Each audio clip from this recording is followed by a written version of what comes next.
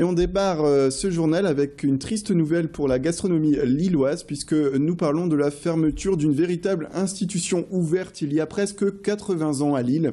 Dans un mois, le 28 mars prochain, le restaurant L'Huîtrière fermera définitivement sa grande salle et ses cuisines.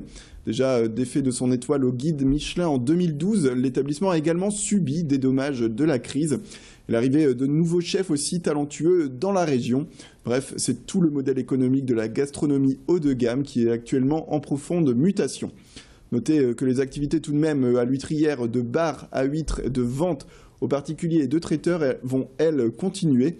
Mais le 28 mars, c'est indéniablement une grande page de l'histoire gastronomique lilloise qui sera tournée.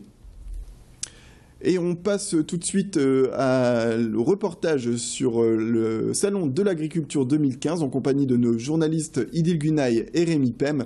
Ils étaient ce matin en compagnie d'un producteur de maroilles. Afin d'en savoir plus, on les retrouve en images. Eh bien oui, on va vous mettre l'eau à la bouche avec ce fromage, comme vous le dites, si bien emblématique de la région Nord-Pas-de-Calais. C'est bien sûr le maroilles. Et nous sommes désormais dans le hall 3 du Salon de l'Agriculture, ici porte de Versailles à Paris. Le hall 3 consacré aux produits régionaux. Nous sommes bien évidemment dans l'espace consacré à la région Nord-Pas-de-Calais avec le syndicat du maroilles qui regroupe une dizaine de producteurs de maroilles issus du département de l'Aisne, mais aussi du Nord.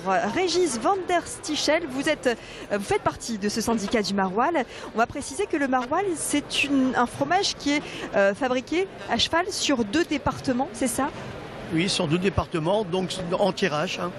Donc c'est un maroilles, c'est un AOP. Qui regroupe plusieurs producteurs, dont 3 industriels et 7 à 8 petits affineurs. AOP, appellation origine protégée. Un fromage qui fait partie bien évidemment de notre patrimoine. Vous êtes ici au Salon de l'Agriculture, c'est un fromage qui plaît également aux non-nordistes? Bien sûr, et il est d'autant plus connu depuis la sortie du film Bienvenue chez les Ch'tis en 2008. Un film qui a aidé à l'essor et à faire connaître le maroilles. Donc il reste encore beaucoup de consommateurs que nous attendons pour justement déguster ce produit. On a l'habitude de dire que c'est le plus fin des fromages forts. Donc essentiellement plusieurs formats au travers de la gamme des maroilles, dont un gros format 750 qui est utilisé en cuisine. Et un format de 250 grammes qui, lui, est pour consommation, je dirais, journalière.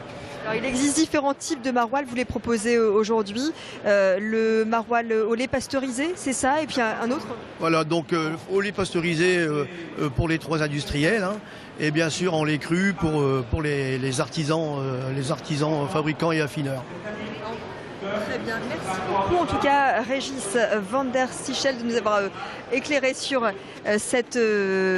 votre syndicat du maroilles. On va tout de suite retrouver Brigitte et Yolande qui sont ici sur le Salon de l'Agriculture à Paris, nordistes. Nous les avons rencontrés ici dans les allées. Je crois que c'est Yolande et Brigitte, si je ne me trompe pas. Vous aussi, vous êtes amatrice de maroilles. Qu'est-ce que représente pour vous le maroilles? J'ai pas compris. Comment vous le cuisinez, vous, le maroilles? Soit en tartiflette, soit en tarte, la fameuse flamiche au maroilles, ou alors je fais cuire des pommes de terre au four, j'ouvre, je mets le maroilles aussi dessus. En fin de compte, le maroilles se cuisine avec tout, même sur une tartine. La dernière fois, mon petit-fils, il était là et on ne sait pas comment j'ai. Il me restait de la purée. Donc j'ai pris une tartine, j'ai mis un peu de beurre quand même, parce que malgré qu'il y a de la matière grasse, j'ai mis la purée et j'ai mis du maroilles, du fromage, et je l'ai passé au four, délicieux. Et vous, Brigitte, vous avez fait découvrir le maroilles à des amis qui viennent de loin?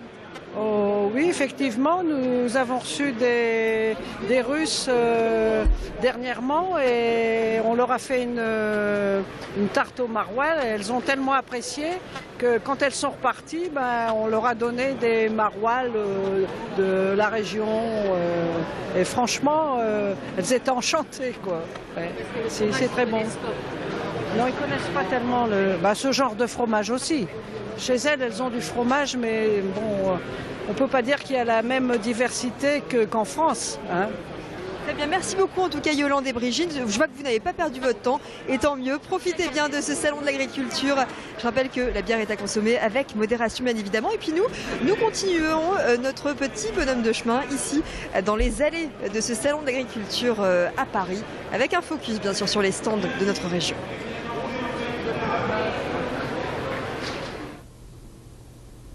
Voilà pour les témoignages recueillis ce matin au Salon de l'Agriculture édition 2015.